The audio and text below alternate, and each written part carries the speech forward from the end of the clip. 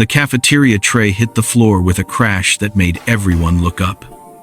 Evelyn's lunch, 3 days' worth of saved commissary food, scattered across the dirty tiles like broken promises. Lucia stood over her, sneakers inches from the spilled pasta, wearing that smile that made new inmates cry. "Oops, Butterfingers, Grandma," her crew laughed. The sound bounced off cinder block walls, painted institutional gray-green. Tasha kicked some of the food further away, her scorpion tattoo catching the harsh fluorescent light. Everyone in that cafeteria waited for the tears, the begging, the breaking. But when the old woman bent down to pick up her food, her hands didn't shake, not even a tremor.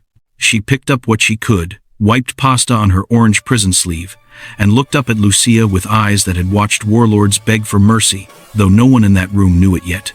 "That's okay, sweetheart," she said softly, that grandmother voice warm as Sunday dinner. "I wasn't that hungry anyway." She smiled, but it wasn't a grandmother's smile. Not really. Something cold slid down Lucia's spine. Over the next 3 weeks, she would learn why. They all would. The arrival. Riverbend Women's Correctional Facility. Intake processing. 9:47 a.m. Officer Matthews barely glanced at the handcuffed woman standing before his desk. He'd processed 300 inmates this year alone, and they all blurred together after a while. Drug dealers, check forgers, assault cases, same desperation, different faces. Name? Evelyn Patterson. Her voice trembled slightly. Hands clasped together, silver gray hair pulled into a neat bun, reading glasses hanging from a chain around her neck. She looked exactly like what the paperwork said, a 6-8-year-old grandmother who'd made a terrible mistake. Matthews scanned the documents. White-collar fraud, embezzlement, $2.3 million from a defense contractor. He whistled low. "That's a lot of money for a bookkeeper to steal." "I know." Evelyn's voice cracked. I wanted to help my grandchildren with college. I didn't think anyone would notice." Matthews had heard every excuse in the book. This one wasn't even creative. He continued with the intake form, his pen scratching across standard questions. Medical conditions? Arthritis. High blood pressure. Mild hearing loss in my left ear. She adjusted her glasses nervously. "I take medication daily. Will I still be able to get that in here?" "Medical will handle it." Matthews barely looked up. "My daughter, Sharon, and 5 grandchildren." Evelyn pulled out a small photo from her belongings. A standard family picture, worn at the edges from handling. 3 girls, 2 boys, all smiling. "This is them. Jimmy's the youngest. He just turned 12. Matthews glanced at the photo for exactly 2 seconds. "You'll get that back after processing." What Officer Matthews didn't see, what he couldn't see, was the way Evelyn's eyes swept the intake room in those brief moments. Camera positions. 3 visible. 1 hidden in the smoke detector. Guard rotation pattern. Every 40 minutes, based on the logbook timestamps. Structural weaknesses. Ventilation duct in the corner. Loose door hinge on the holding cell. But 40 years of training doesn't just disappear because you put on reading glasses and adopt a grandmother's shuffle. 3 years, Matthews said, stamping the final document. Eligible for parole in 18 months if you keep your head down and stay out of trouble. He finally met her eyes. "You seem like a nice lady, Mrs. Patterson. This place can be rough. Stick with women your own age. Don't make waves. You'll be fine." Evelyn nodded gratefully. "Thank you, officer. I'll do my best." Internal thought. If only you knew what keeping my head down really looks like. Asterisk. The guard led Evelyn down a long corridor, her cane tapping against polished concrete. The shuffle was partly genuine. Arthritis had settled into her joints years ago, a souvenir from too many nights sleeping on foreign ground. But she exaggerated it slightly, leaning more heavily on the cane than necessary. Perception management. First rule of infiltration. The cell block smelled like industrial cleaner, sweat, and something else Evelyn recognized immediately: desperation.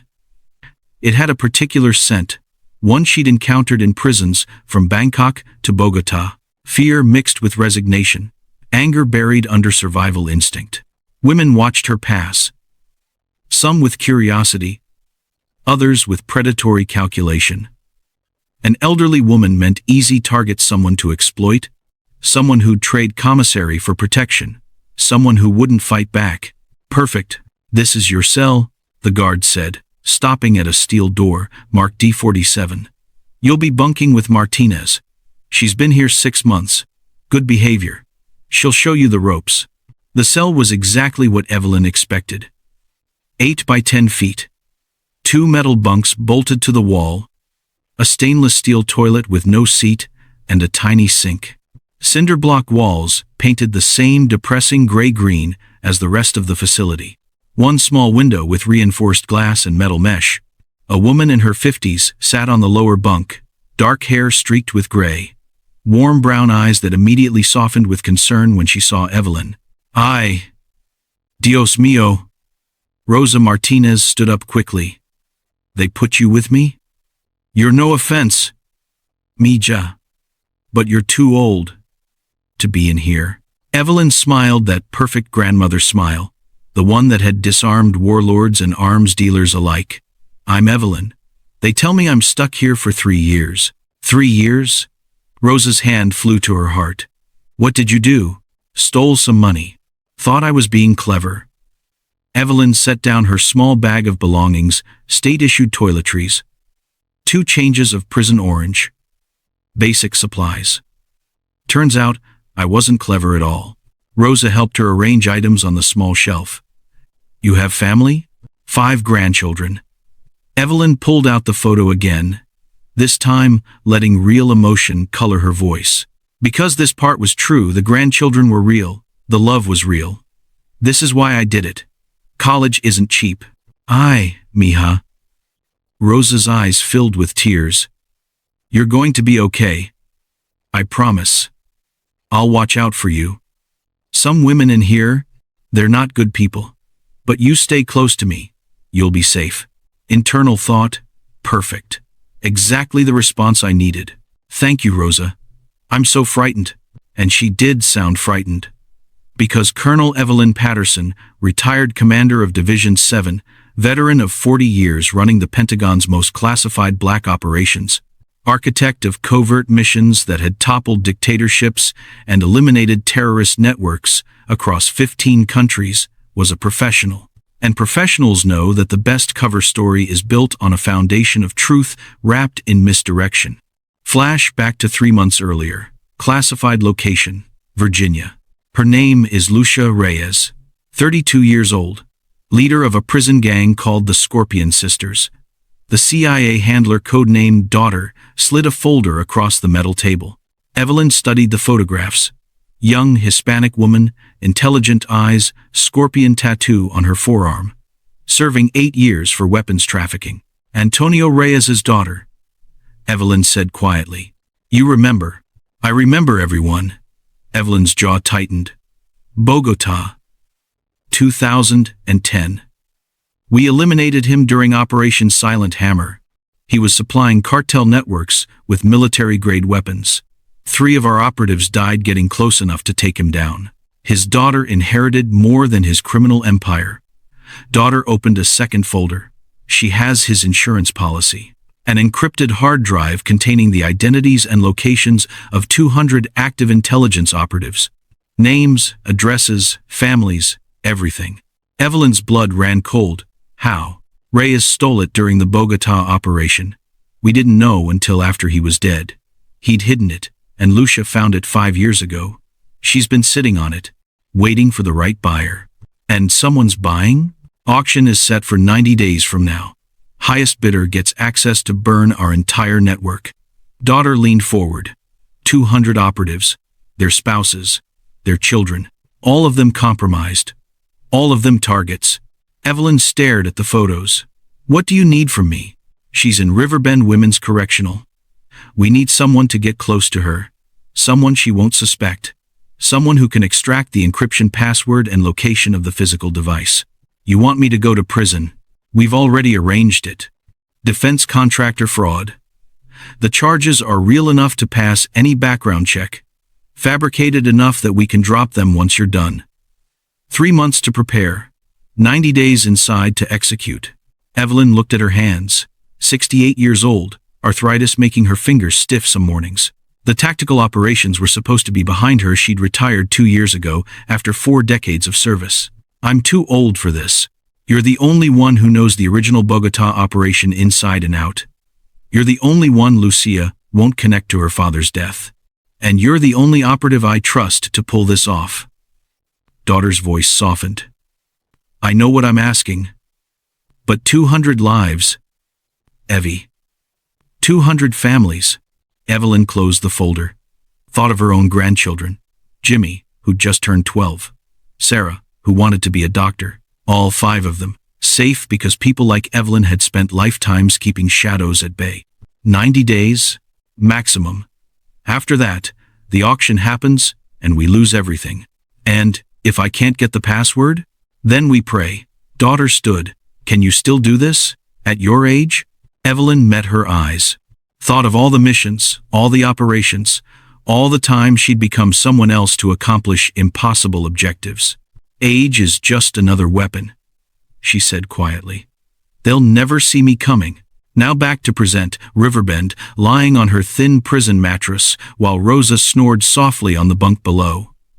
Evelyn stared at the ceiling and reviewed her operational parameters. Primary objective: extract encryption password from Lucia Reyes. Secondary objective: locate and secure encrypted device. Timeline: 90 days maximum before intelligence auction. Cover identity: elderly embezzler, frightened and vulnerable. Operational challenge: get close to target without revealing training. Rosa had already warned her about the Scorpion sisters. 8 members visible, possibly more hidden. They controlled Cell Block D through fear and violence. Protection rackets, contraband distribution, systematic bullying of vulnerable inmates. And Lucia was smart. According to Rosa, she'd been running the gang for 3 years, maintaining iron control through calculated cruelty and strategic intelligence. She'll come for me eventually, Evelyn thought. New inmate, elderly, appears weak. The question wasn't if the gang would target her, it was when and how she'd respond without breaking cover. 3 weeks. That's how long Rosa said most new inmates lasted before the Scorpion sisters made their move. 3 weeks of observation, pattern recognition, establishing hierarchy. Evelyn had 3 weeks to map the prison's layout. Document gang operations, identify Lucia's habits, locate the encrypted device, and position herself for extraction. And she had to do it all while appearing to be nothing more than a frightened grandmother who'd made a terrible mistake. 40 years, she thought. 15 countries. Countless operations. And the most dangerous mission might be 3 weeks in a prison cafeteria. Asterisk, her last thought before sleep. Asterisk. I wonder what they'll try first. Food theft? Public humiliation? Physical intimidation? Whatever it is, I need to endure without reacting. Because the moment I show my training, the moment they suspect I'm anything other than a helpless old woman, the mission fails, and 200 families die. Tomorrow, she'd start volunteering for everything. Kitchen duty, library work, maintenance, maximum facility access, maximum opportunity to observe. For tonight, she was just Evelyn Patterson, prisoner #7834. The perfect disguise. If you're watching this without subscribing, you're like the guards who looked the other way while Evelyn suffered. Don't be that person. Hit subscribe and the notification bell, because what happens in the next 3 weeks will show you exactly why some grandmothers are more dangerous than any gang. And trust me, you don't want to miss what Evelyn does when someone finally pushes her too far. Subscribe now, or you'll regret it when this story goes viral. The first 3 days passed like a carefully choreographed performance. Evelyn moved through Riverbend's routines with the practiced ease of someone who'd spent a lifetime becoming whoever the mission required. In the common area, she struggled with a heavy laundry bag, her arthritis genuine, but her weakness exaggerated. A younger inmate rushed to help, and Evelyn rewarded her with a grandmother's grateful smile and a story about her grandson Jimmy's Little League games. By day 4, she'd baked cookies using commissary supplies, oatmeal, raisin, her late mother's recipe. The scent drew inmates like a warm memory, and soon women were gathered around her small table, sharing their own stories, while Evelyn listened with those kind, understanding eyes that missed nothing. She volunteered for library duty. "I love organizing books," she told the guard with that trembling voice. "Keeps my mind sharp at my age." What she didn't mention was how library duty gave her access to 3 cell blocks, 2 guard stations, and a perfect view of the yard through the barred windows. Kitchen prep came next. Then, maintenance. Each assignment carefully chosen, each providing another piece of the facility's operational puzzle. Guard rotations. Officer Matthews every 6 hours. Parks on weekends. Rodriguez covering nights. Camera positions, 17 visible, 3 hidden. Blind spots, laundry room corner. Maintenance closet. That space behind the library stacks where dust gathered thick, and she found her. Lucia Reyes sat at the center cafeteria table like a queen holding court, her presence making other inmates unconsciously adjust their paths. 32 years old, tall, commanding, with a scorpion tattoo that marked her as leader of the sisters. She didn't need to raise her voice. People moved for her automatically, driven by some primal understanding that this woman was dangerous. Evelyn watched from her corner table, hands trembling slightly as she ate, looking for all the world like a frightened old woman trying to stay invisible. But behind those reading glasses, she cataloged everything. The way Lucia touched her left earring when negotiating a tell, how her second-in-command Tasha constantly sought approval with those eager, desperate glances.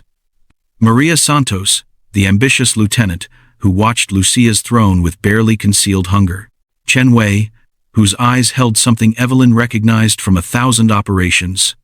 A conscience struggling against loyalty. On day 5, Rosa pulled her aside in their cell, voice low and urgent. "Mija, you need to understand something about this place.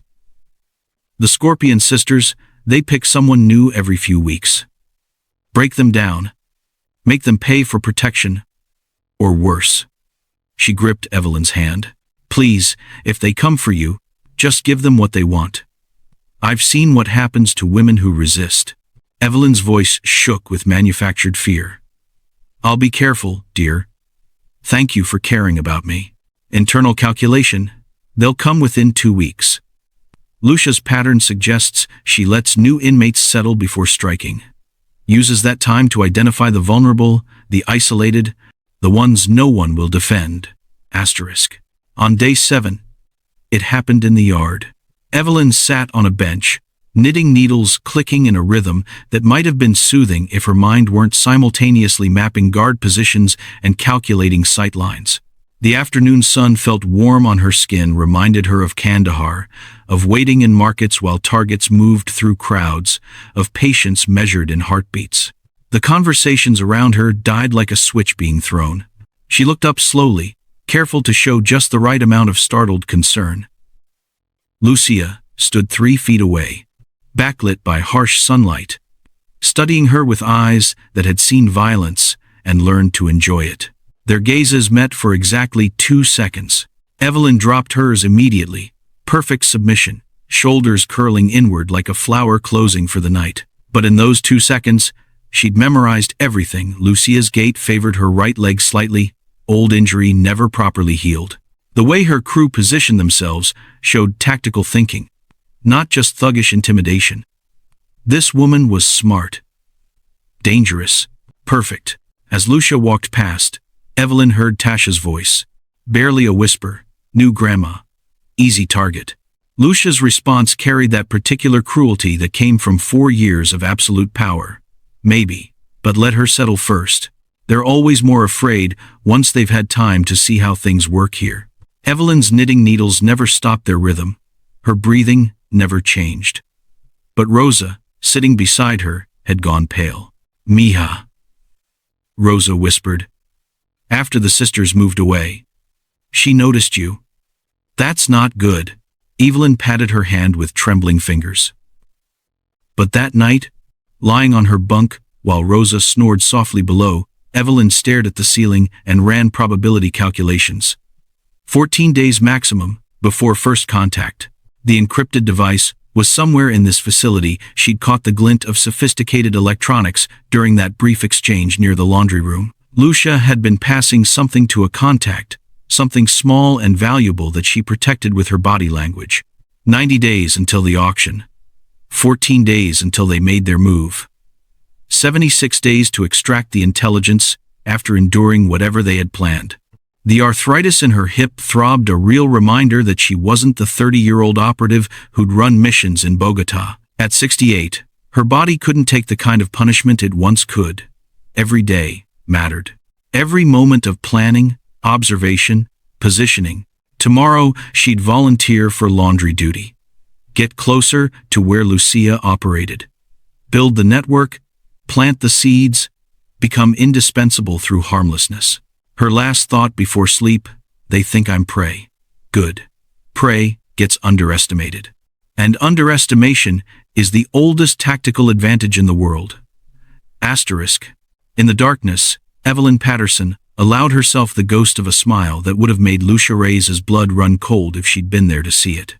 But she wasn't, and that was exactly the point. The afternoon sun felt wrong on Evelyn's skin as she sat on the yard bench, knitting needles clicking in steady rhythm. Week 2. Day 1. Right on schedule. Around her, conversations flowed like water finding its level. Gossip, laughter. The occasional argument quickly smoothed over. Normal prison sounds. Safe sounds. Then the water stopped flowing. Silence spread across the yard like frost, starting from the far gate and creeping toward her bench. Evelyn's hands never faltered, yarn looping through needles with the same gentle precision her mother had taught her 60 years ago. But her peripheral vision tracked everything. 18 women suddenly finding reasons to move away. 3 guards shifting positions. Rosa beside her going rigid as carved stone. "You're good at that, abuela," Rosa whispered, voice tight. "My mother taught me," Evelyn replied, grandmother warmth in every syllable. "Keeps the hands busy." The Scorpion sisters moved like a single organism, Lucia at center, Tasha and Maria flanking, 3 others spreading wide to cut off escape routes. Professional formation. Evelyn filed that away with everything else she'd learned about them. They weren't just bullies playing at power. Someone had taught them tactics. Lucia stopped directly in front of the bench, blocking the sun. Evelyn looked up slowly, letting surprise color her expression, adjusting her reading glasses with trembling fingers. "Hello, dear. Heard you've been real helpful around here, Grandma." Lucia's smile never reached her eyes. "Real sweet." Tasha circled behind, predator instincts making her restless. Her hand shot out, snatching the medication bottle from Evelyn's cardigan pocket with practiced ease. "What's this? You sick, old lady?" The arthritis medicine felt heavier than it should in Tasha's grip. Evelyn's actual prescription, nothing fake about the blood pressure problems or the joints that screamed every morning. "Just blood pressure medication," she said mildly. "I do need that." Tasha tossed it to Maria like a toy. "Blood pressure. Maybe you're stressed." "Prison's stressful." They formed a circle without being told, closing off the bench from 3 sides. The guard by the fence. Officer Parks, on duty Tuesdays and Thursdays, divorced. Gambling problem, found something fascinating about his shoes. Another guard, younger, started walking the opposite direction. On payroll, both of them. Evelyn remained seated, knitting needles still moving, creating something that might become a scarf or might just be cover for surveillance. Her hands stayed steady on the yarn while she catalogued faces, watching how they moved, how they looked to Lucia for approval or away from her in discomfort. Tasha's eyes constantly sought Lucia's face, insecurity masked as aggression. Maria watched with calculation instead of cruelty, studying the interaction like someone planning to run it better someday. And Chen Wei, the quiet one, couldn't quite meet Evelyn's eyes when the medication bottle passed through her hands. Conscience still intact there. "Interesting. You know what helps with stress, Grandma? Lucia's voice carried that particular edge of someone testing boundaries. Protection. Safety costs in here. I don't have much money, dear. Truth wrapped in helplessness, the best kind of lie. Tasha leaned closer, breath smelling of commissary mints and rage. Then you better figure something out. The medication bottle made another circuit, each gang member adding their own mockery.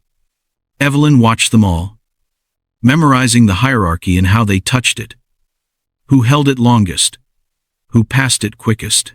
Small details that would matter later. Then she did something they didn't expect. You know, Evelyn said gently, looking directly at Lucia, you remind me of someone. Lucia's expression flickered, suspicion wrestling with curiosity. Yeah? Who's that? A young woman I knew once, Miranda.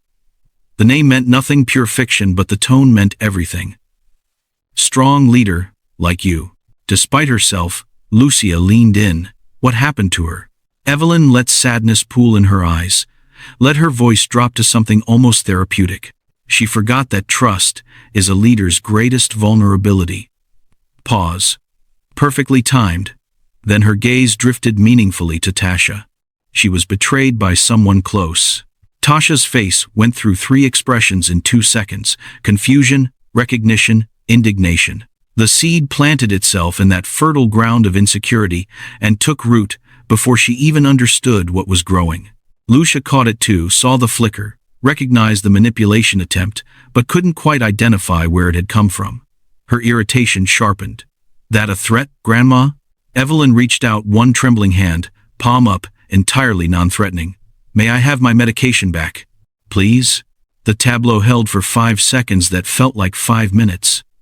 Lucia studied her, really studied her, and Evelyn knew this was the moment. Expected tears, begging, the broken-spirited plea of someone who'd learned their place. Instead, she got politeness. Calm. That strange, unsettling composure that didn't belong on a frightened old woman's face. Lucia's instincts fired warnings her conscious mind couldn't quite process yet. She threw the bottle at Evelyn's feet. Pick it up. Evelyn bent slowly, joints protesting with genuine pain that needed no performance. But her hands didn't shake, not even a tremor as she retrieved the bottle, straightened with deliberate care, and smiled that warm grandmother smile that was starting to feel wrong even to the people seeing it. Thank you for keeping it safe, sweetheart. She walked away, cane tapping against concrete, back straight despite the arthritis, shoulders square despite appearing defeated. The gang watched her go in confused silence. She's weird, Tasha finally said. Should have been crying. Yeah. Lucia's voice carried an edge no one quite understood. Weird. Rosa rushed to Evelyn's side the moment they were out of earshot, hands fluttering like frightened birds. Mija, are you okay? I'm fine, dear. Just a misunderstanding.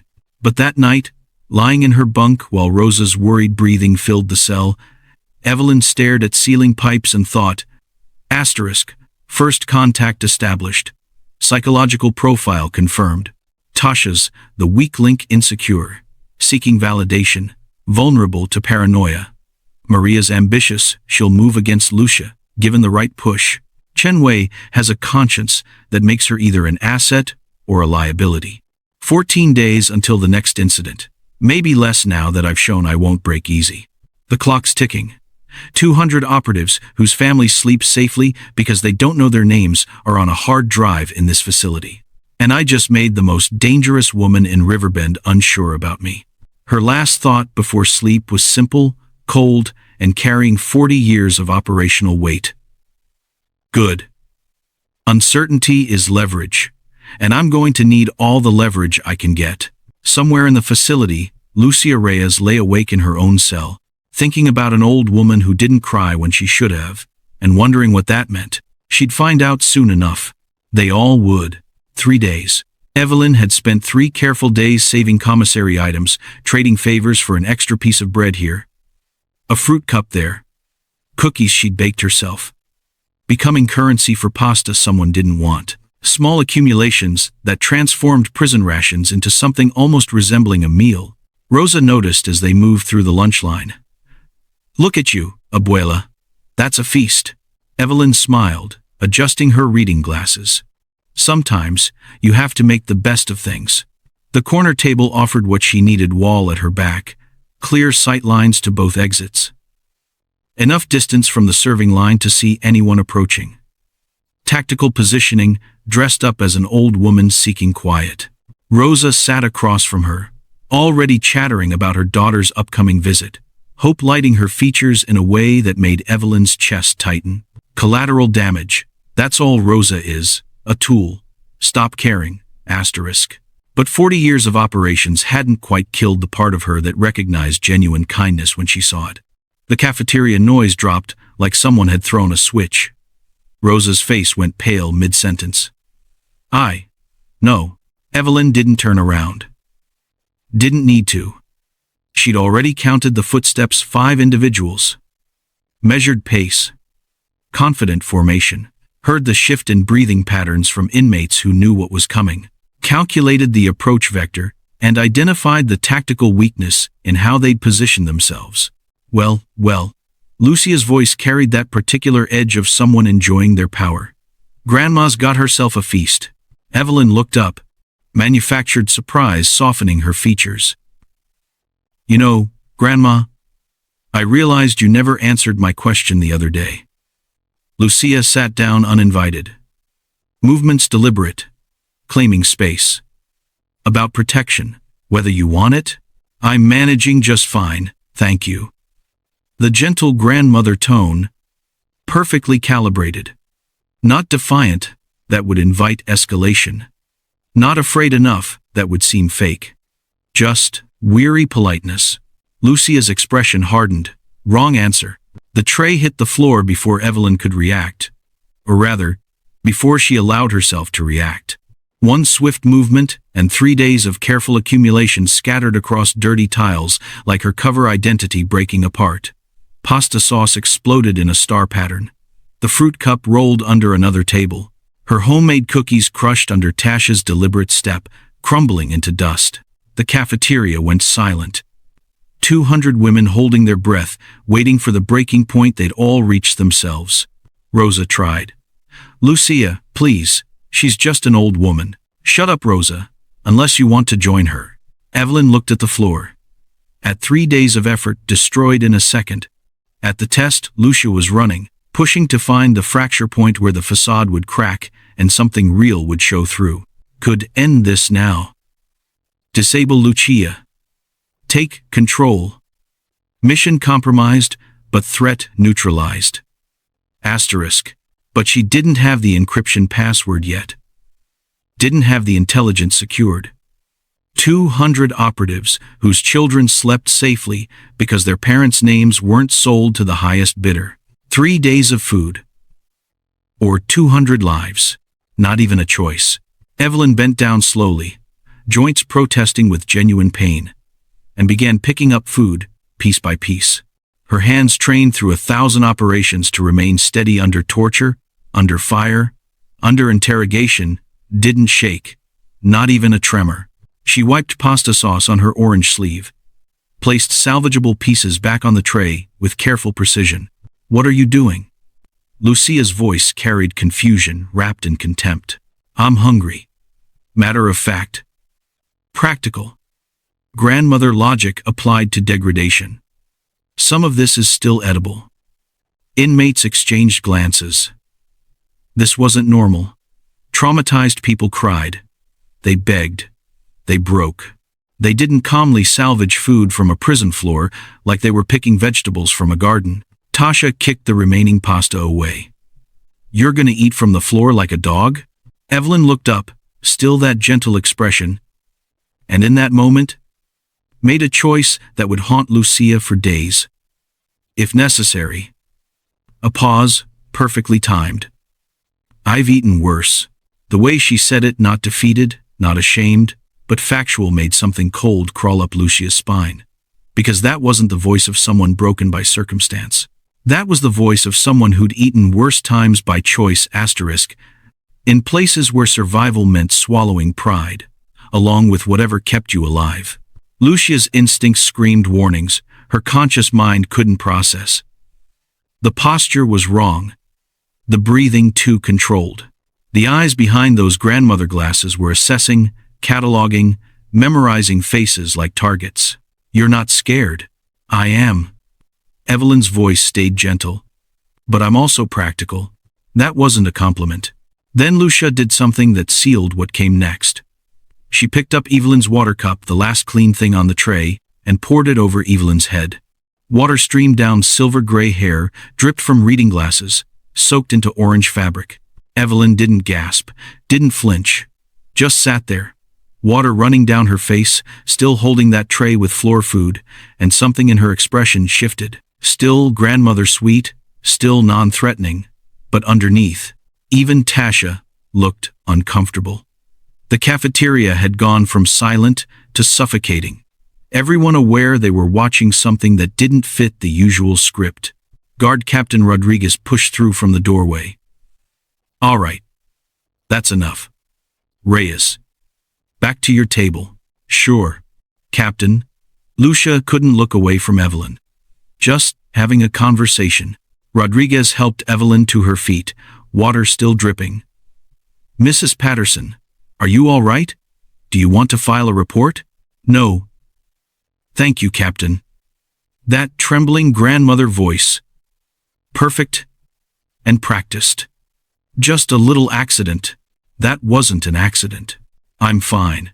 Really. Just need to clean up." In the bathroom, Rosa's distress poured out, while Evelyn dried her hair with paper towels. "Mija, why didn't you fight back? Why didn't you report her?" "Because it would only make things worse. But they're going to keep hurting you." Evelyn met Rosa's eyes in the mirror, and for just a second, one unguarded moment, let her see something real. "I know." That night, lying on her bunk, while Rosa cried herself to sleep below, Evelyn ran calculations. Every incident revealed more Lucia's patterns, the gang's hierarchy, the guards' corruption schedules, the breaking points where intervention occurred. Data. It was all data. And data was how you won. Her hip throbbed where she'd hit the floor. Her uniform still damp and reeking. Her dignity stripped in front of 200 witnesses. And tomorrow she'd wake up and do it again. And again. And again. Until she had what she came for. "Let them think I'm broken." Asterisk, she thought. Asterisk. "Let them think they've won." Asterisk. "Because the moment they stop testing me is the moment I can move." Asterisk. Somewhere in this facility, an encrypted device held 200 names, 200 families, 200 children who'd grow up with parents instead of folded flags. 3 days of food was nothing. I've sacrificed so much more.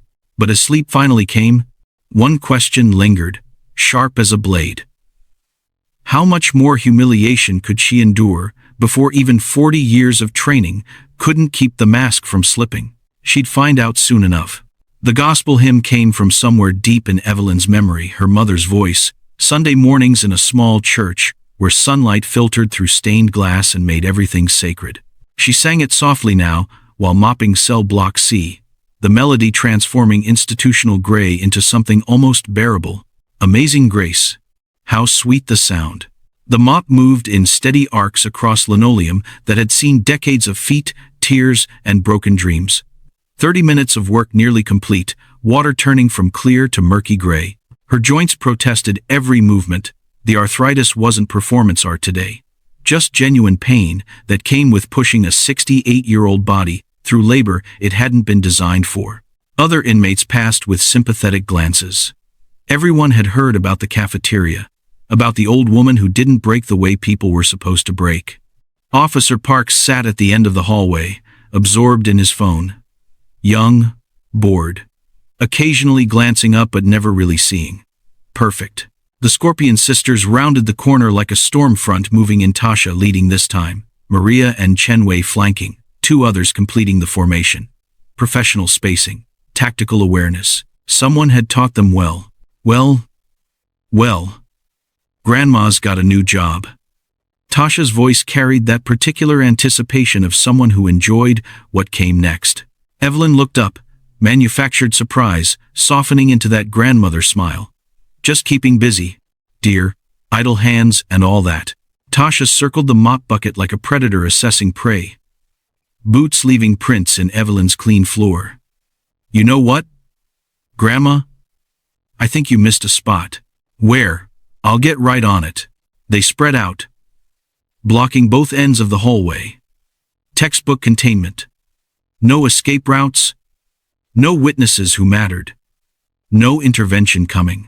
The bucket went over with a crash that echoed off cinder block walls. Dirty gray water flooded across the floor, erasing 30 minutes of work in seconds, splashing up Evelyn's legs and soaking her orange uniform from knees down. Oops, made a mess. Better clean that up. Evelyn stared at the spreading water, at her work destroyed, at the perfect opportunity to show frustration, anger, despair, any normal human reaction to senseless cruelty. Well, she said instead, voice carrying nothing but mild acceptance. Accidents happen. Something snapped in Tasha's expression. The non-reaction wasn't just wrong. It was infuriating. You're not getting it, Grandma. Her hand clamped around Evelyn's arm with bruising force. Evelyn let herself be pulled, cataloging the grip automatically. Overconfident. Too much pressure on the radius, not enough controlling the shoulder. Could break it in under 3 seconds. Pressure point at the wrist, strike to solar plexus, sweep legs. Tasha would be unconscious before she understood what happened. But the mission required endurance, not efficiency. The gang members followed as Tasha dragged her toward the bathroom, their laughter harsh against tile and concrete. Officer Parks never looked up from his phone. The bathroom door slammed open. Fluorescent lights buzzed overhead like trapped insects. Tasha forced Evelyn toward a toilet stall, hand tangling in silver-gray hair. You said you've eaten worse? Let's see what you can drink. Evelyn's face hovered inches from toilet water. The position, knees on cold tile, head forced down, dignity stripped, should have triggered panic. Trauma response. The breaking point every human being had. But Evelyn's breathing stayed controlled, measured. The same rhythm she'd maintained during waterboarding in Yemen, stress positions in Afghanistan, mock executions in places whose names were still classified. This wasn't torture. This was theater. Beg, Tasha demanded, pushing her head closer to the water. Say you'll pay for protection. I can't afford it. Calm. Factual. No emotion coloring the truth. Then beg anyway, please. The word came out flat, mechanical compliance without surrender. Something about that emotionless delivery made Tasha hesitate. Behind them, Maria's voice cut through the moment. Tasha. That's enough. She's an old woman. She needs to learn. She's learned. Look at her. Let her go. Chen Wei shifted uncomfortably. Yeah, this is too much. The fractures Evelyn had been planting showed in that exchange, Maria's calculation overriding Tasha's rage, Chen Wei's conscience finally finding its voice. The seeds taking root. Tasha released her hair with a shove. You're lucky they're soft. Evelyn rose slowly, joints protesting with genuine difficulty, water dripping from her hair and soaking through her uniform. She straightened her clothing with trembling hands, half performance, half genuine exhaustion. But her eyes held that same calm assessment that made Tasha's rage spike again. Why aren't you crying? Evelyn met her gaze with something almost like kindness. Would it make you feel better if I did? Tasha stepped back, caught off guard. What? I'm asking genuinely. The tone was therapeutic, almost gentle. Would my tears give you what you need? The question hung in the air like a challenge wrapped in compassion. Tasha's rage faltered, unable to find purchase on this strange, unbreakable woman who responded to cruelty with bizarre honesty. Because I can cry if it helps you, Evelyn continued, voice still gentle. I've learned how to cry on command. The gang members exchanged glances. This wasn't normal. Victims didn't offer to perform their own breaking. Maria spoke first. You're weird, Grandma. I've been told that before. That grandmother smile again, but something underneath it, now something that made even Maria take an unconscious step back. They left, frustrated and confused, their power somehow diminished by someone who should have been completely powerless. Evelyn returned to the hallway, refilled the bucket, started mopping again, each stroke methodical, erasing their footprints from her clean floor. When Officer Parks finally looked up, she was just an old woman working. "Mrs. Patterson, why are you all wet?" "Spilled my bucket. Clumsy of me." That night, Rosa sobbed in their cell. "Mija, they hurt you again. You have to report this." "It's fine. Really. It's not fine. How can you just accept it?" Evelyn stared at the ceiling pipes, counting cracks she'd memorized days ago. "Because I've survived worse than this. Much worse." "What happened to you before you came here?" "I had a very long career," Evelyn said slowly. "In a very difficult field." Rosa's breathing eventually steadied into sleep. But Evelyn lay awake, running calculations. Waterboarding in Yemen, survived. Stress positions in Afghanistan, survived. Mock executions in black sites whose locations weren't on any map, survived. A woman's head forced toward toilet water? Easy. Almost insultingly easy. But something shifted in that bathroom. The gang members saw at that moment when Maria called it off. When Chen Wei's conscience finally spoke. When even Tasha hesitated before the flat mechanical compliance that wasn't submission at all. They were starting to understand that something was wrong with this picture. That grandmother victims didn't respond this way.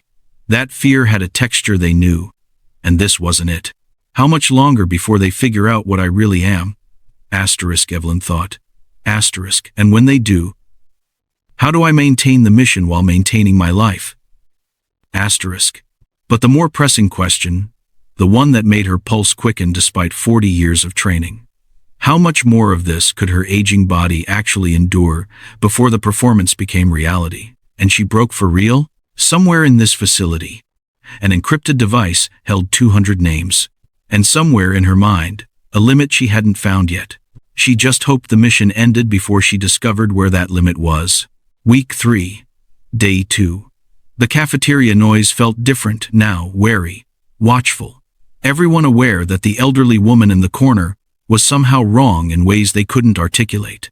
Evelyn sat with Rosa and 2 other older inmates who'd gravitated toward her protective presence, discussing books and families like women everywhere, maintaining the illusion of normalcy.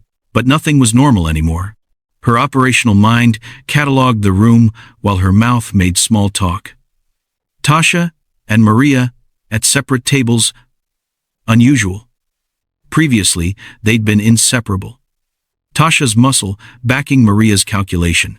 Now, 3 tables apart, deliberate distance, eyes that found each other across the space with suspicion instead of camaraderie. The commissary accounting error Evelyn had engineered 3 days ago, a few decimal points shifted. Transactions rerouted through careful manipulation of the prison's outdated ledger system had done its work. Made it look like Tasha was skimming protection money. Maria found the evidence exactly where Evelyn left it, and doubt took root in fertile ground. Operation Fracture proceeding as planned, Evelyn thought while nodding sympathetically at Rosa's story about her daughter's new job. First, cracks visible. Gang cohesion degrading. Timeline accelerating. Grandma. The cafeteria didn't go silent this time, it went still, like prey animals sensing a predator moving among them. Lucia stood beside the table, and something in her posture said this wasn't another bullying incident. This was an interrogation. "How's the food today?" Lucia's voice carried false casualness wrapped around steel. "It's fine, thank you." Evelyn's grandmother's smile stayed perfectly in place. Lucia sat down uninvited, forcing Rosa and the others to make space. Her eyes never left Evelyn's face, studying, analyzing, searching for the disconnect she felt but couldn't identify. "You know, I've been thinking about you." "Have you?" "Yeah. Something's off. Can't figure out what." Dangerous moment. The mission balanced on this conversation's edge. Evelyn needed to redirect, reinforce cover, but Lucia's suspicion had crystallized into something sharper than simple cruelty. Most people break by now. Lucia leaned forward, invading space, testing boundaries. "You haven't. Why is that?" "I suppose I'm stubborn." The grandmother voice trembled slightly, calculated vulnerability. My late husband always said so. Or maybe you're something else. Rosa tried to intervene. Lucia, please. She's just... Quiet, Rosa. Grandma and I are talking. Lucia's attention never wavered. You ate from a trash can. You let Tasha put your head near a toilet. Normal people break first. You just... endure. Like someone trained to endure.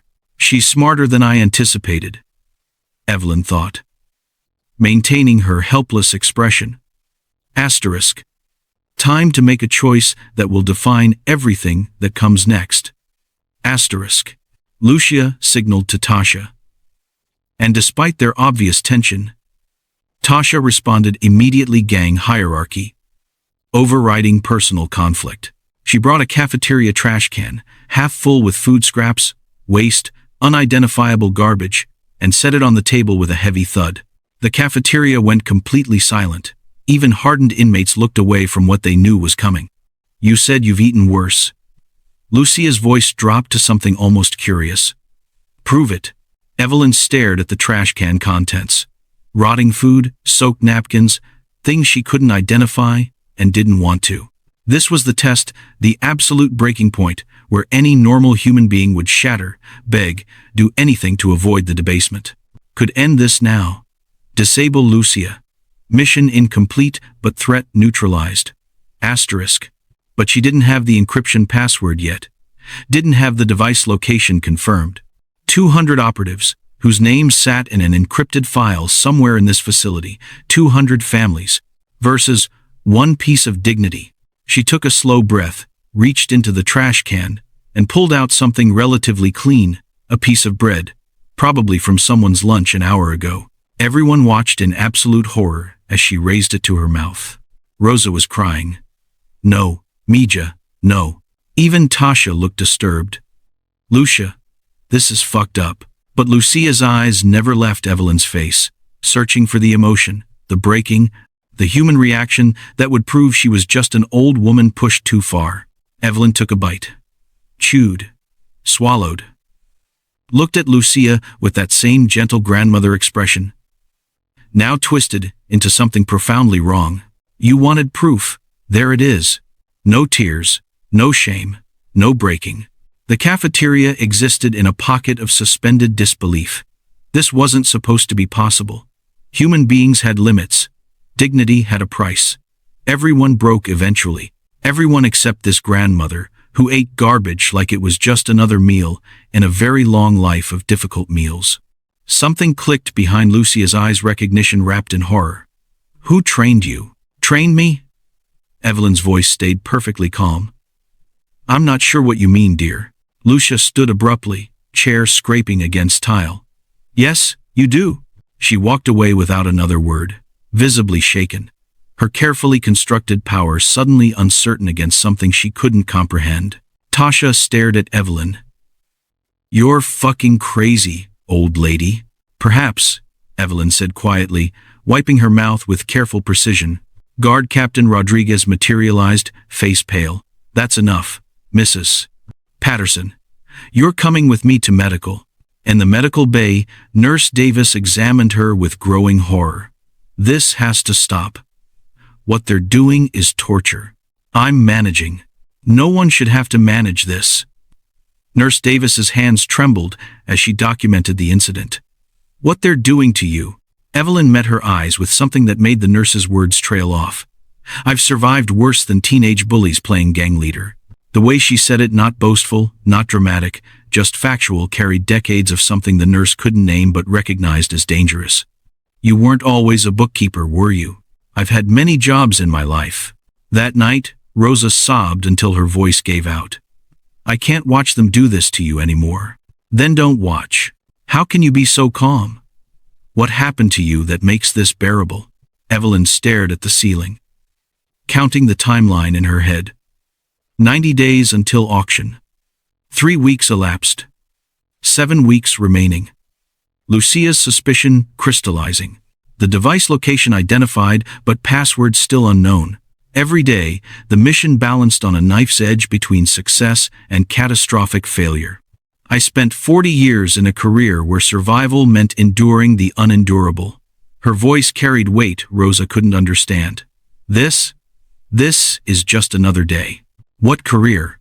One I can never talk about. But it's almost over, Evelyn thought, as Rosa's breathing finally steadied into exhausted sleep. Lucia's suspicious now. The timeline is accelerating. I need that encryption device within the week. The question is, how much more humiliation can I endure before even I reach my breaking point? And if that moment comes, will it be before or after I complete the mission? Asterisk. 200 lives. Versus one old woman's dignity and sanity. Asterisk. Not even a choice. But God, I'm tired. Somewhere in the facility, an encrypted device waited. And somewhere in Evelyn's mind, a limit approached closer than it had ever been in 40 years of operations. She just hoped the mission ended first. Because if it didn't, if that breaking point arrived before she had the password, before the intelligence was secured, before those 200 names were safe, what then? What happened when an unstoppable operative finally stopped? The laundry room was quiet at 2 a.m. Just the hum of industrial washers and the drip of a leaky pipe. Evelyn moved through the shadows like smoke, her cane abandoned 2 corridors back. No shuffle now. No trembling hands. Just 40 years of muscle memory guiding her through the darkness. She'd spent 3 weeks documenting their patterns, every routine, every weakness, every crack in their unity. Now it was time to widen those cracks into chasms. The anonymous note slid easily under Tasha's cell door. Cut-out magazine letters, old-school tradecraft. Lucia knows you've been skimming. She's planning to replace you with Maria. Watch your back. By morning, Tasha's paranoia would do the rest. In the common area the next evening, Evelyn sat near Chen Wei, knitting needles, clicking softly. My grandson Jimmy is about your age, she said, voice warm as Sunday morning. Reminds me of you, good heart, caught up in bad circumstances. Chen Wei shifted uncomfortably. You don't know me. I know you didn't like what happened in the cafeteria. I saw your face. Evelyn's needles never stopped moving. It always matters what we do to each other. That's what separates us from animals. Chen Wei said nothing, but something changed behind her eyes. By week's end, the Scorpion sisters were fracturing. Tasha and Maria arguing in the yard. Chen Wei refusing to participate in harassment. Lucia calling emergency meetings, sensing her organization crumbling but not understanding why. During volunteer laundry duty, Evelyn finally found it, the encrypted device hidden inside a hollowed-out detergent box. Her hands moved with practiced efficiency, photographing the serial number with a micro camera concealed in her hearing aid. Commercial-grade encryption. She knew the model now, could plan the extraction, but she still needed one thing, Lucia's password. That night, Lucia appeared outside Evelyn's cell. Rosa was working the night shift, Evelyn was alone. We need to talk, Grandma, Lucia said, her voice carrying an edge Evelyn hadn't heard before. Just you and me. Evelyn set down her knitting and met Lucia's suspicious gaze. The game had changed. They both knew it. But who would make the first move, and would Evelyn's cover survive? What came next? The cell felt smaller, with Lucia pacing inside it. Evelyn's knitting needles kept their rhythm. Click, click, click, as if this were just another quiet evening. But the air between them crackled with unspoken accusations. Normal people break, Lucia said, her voice low and dangerous. You haven't. Normal people cry, beg, fight back. You do none of those things. Evelyn looked up, grandmother gentle. I'm just trying to survive my sentence. No. Lucia stopped pacing. The way you talk, the way you move, when you think no one's watching, the way you handled that trash that wasn't survival. That was training. The knitting needles paused for just a fraction of a second. Training for what? Lucia pulled out a folded paper, a background check. Your story checks out. Mostly. Defense contractor, bookkeeper, embezzled money, got caught. But there are gaps, 30 years of vague job titles. Government consultant. Federal analyst. Generic bullshit. I worked various government jobs, Evelyn said calmly.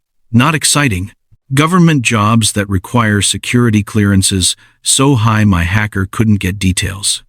Lucia pulled out something else. A photograph, edges worn from handling. A younger Lucia with a man who had her eyes. My father. Killed 15 years ago, in Bogota. Assassinated by U.S. operatives. Evelyn's expression remained neutral. I'm sorry for your loss. Are you? Because the team that killed him was run by someone called the Dove. A woman. A colonel. Someone who'd been running black ops for decades. Lucia leaned closer. I have something they want. Intelligence. Names. Locations. Worth millions to the right buyers. And you, Grandma, have been getting close. Volunteering for everything. Always watching. Always listening. Evelyn set down her knitting with deliberate care. You're very perceptive, Lucia. All right. Yes. I had a career in military intelligence. Analyst work, mostly. 30 years ago. Ancient history. Analyst work doesn't teach you to eat garbage without breaking. Survival training, SARE school, some things you never forget. Lucia's eyes narrowed. Are you here for my father's intelligence? I'm here because I committed fraud. That's all. I don't believe you. Lucia stood. Tomorrow, things get worse for you. Much worse. If you're here for what I think you're here for, you'll break cover to protect yourself. And then I'll know. She left, the cell door clanging shut. Evelyn sat in the darkness, her hands perfectly still. Timeline compressed. 48 hours to extract the intelligence or abort. 200 operatives' lives hanging in the balance. But would Lucia's next move force her to choose between the mission and survival itself? Morning came with violence. The entire Scorpion Sisters table stood as Evelyn entered the cafeteria, a coordinated show of force. Tasha shoved her from behind hard. Evelyn stumbled, genuine pain shooting through arthritic knees as her tray clattered to the floor. Maria's boot came down deliberately on her outstretched hand. The message was clear.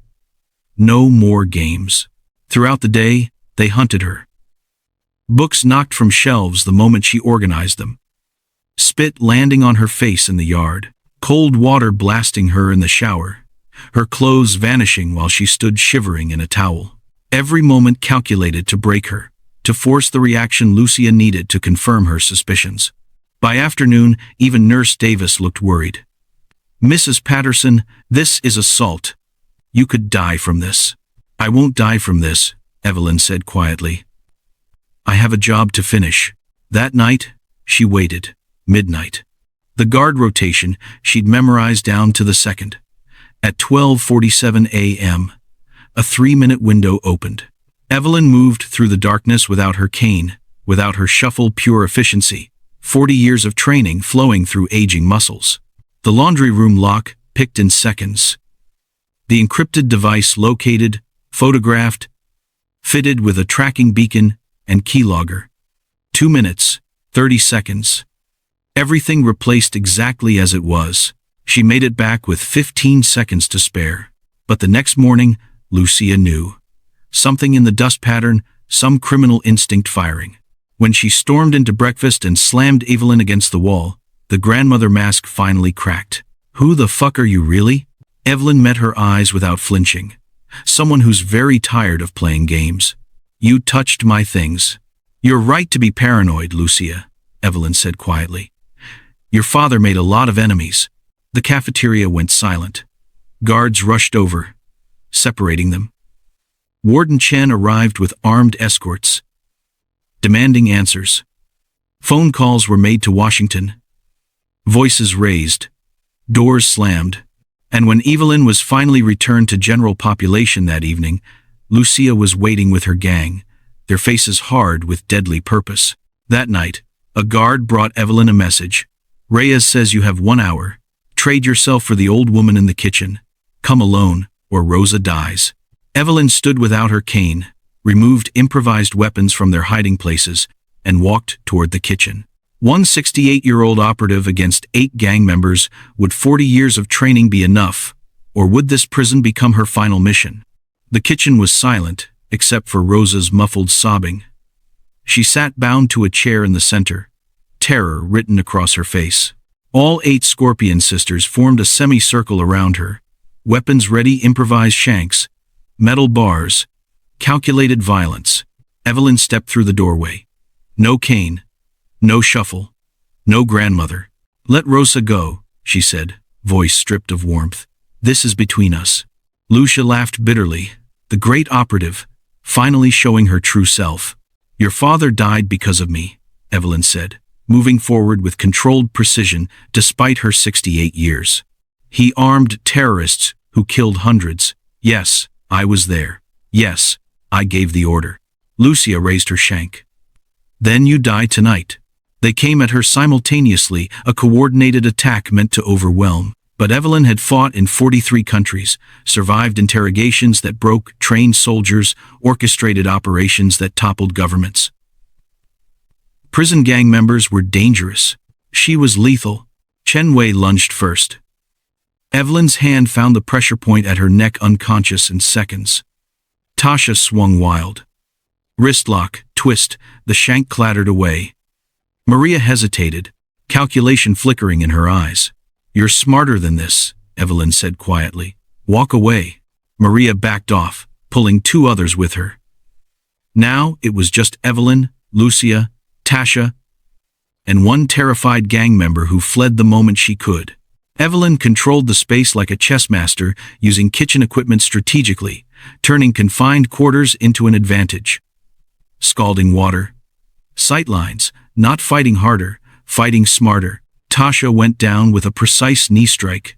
Then it was just the 2 of them. Lucia lunged, desperate and grieving. Evelyn sidestepped arthritis, screaming, body protesting every movement, and in 3 seconds, had Lucia pinned against the counter, could snap her neck. "End this." "Didn't." "I don't want you dead," Evelyn said, breathless. "Give me the password." "Why should I?" "Because if that data sells, innocent people die. People with families. Like you had a family." Rosa's voice cut through. "Mija, please. No more death." Lucia broke, tears streaming. "Papa, 2010 Bogota." Evelyn pulled out a smuggled phone, dialed. "I have access. Transmitting now." Boots thundered in the hallway. Warden Chen burst in with armed guards, surveying the scene, unconscious gang members. Lucia, sobbing. Evelyn standing amid the wreckage. "Jesus Christ. Patterson." "Mission complete," Evelyn said. "I need immediate extraction." But as federal agents arrived to whisk her away, one question remained. After 40 years of sacrifice, could a woman trained to be a weapon ever truly become just a grandmother again? At 2 a.m., men in dark suits arrived, no badges, no identification, just the quiet authority of federal power. "Colonel Patterson, your transport is ready." Warden Chen's face flushed with anger. She's still serving a sentence. Her conviction was fabricated for operational purposes, the lead agent said flatly. "All charges dropped. She's leaving." Evelyn found Rosa in the medical bay, bandages wrapped around her wrists where the ropes had cut. Rosa looked up, eyes red from crying. "You lied to me." "About everything." "I did," Evelyn said softly. "I'm sorry you got hurt. Are you even a grandmother?" "That part was true. Everything about my grandchildren. My husband. That was real. The rest." She paused. "That was the job." Rosa's voice cracked. "What happens to Lucia?" "Additional charges. Federal prison. But she'll live." Evelyn placed an envelope on the bedside table. "When you get out, call this number. I'll make sure you have help." Down the corridor, Lucia sat in her cell, face empty of the fury that had defined her. "Why did you spare me?" Evelyn stood outside the bars. "Because I've killed enough people. Your father earned his death. You haven't. Yet." The intelligence, will it save lives? Yes. 200 operatives who would have been compromised. Their families thank you, even if they'll never know your name. I hate you. I know, but you'll live. That's more than your father got. In the warden's office, Chen asked the question that had haunted her for weeks. Was it worth it? 3 weeks of torture? 200 lives saved, Evelyn said. Yes, it was worth it. You're a remarkable woman, Colonel. I'm a tired woman who did her job, nothing more. At 3:17 a.m., Evelyn walked out of Riverbend Women's Correctional Facility.